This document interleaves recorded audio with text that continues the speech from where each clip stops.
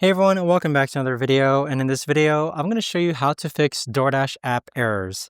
Now, this video is going to be particularly useful for individuals. Let's say that you're trying to use the DoorDash app, but for some reason you keep running into an error. How do you actually go ahead about fixing this? So first things first, I recently ran into this issue, and the reason why the DoorDash app was having an error was because I wasn't connected to a stable cellular connection. So I was actually at an Airbnb.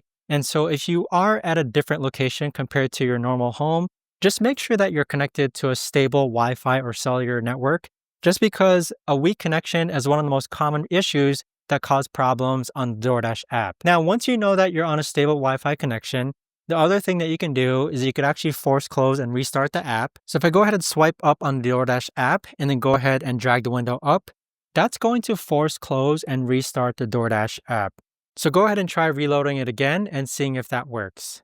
Now, aside from that, what you can do next is that let's go into the App Store, and then we're going to go ahead and search up DoorDash, and let's make sure that we're updated to the latest version of DoorDash.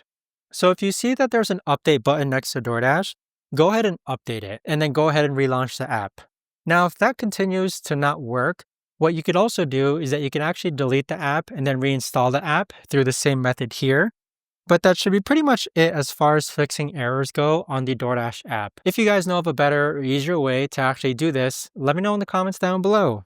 I would love to know. Thanks so much for watching everyone, and I'll see you guys all in the next video.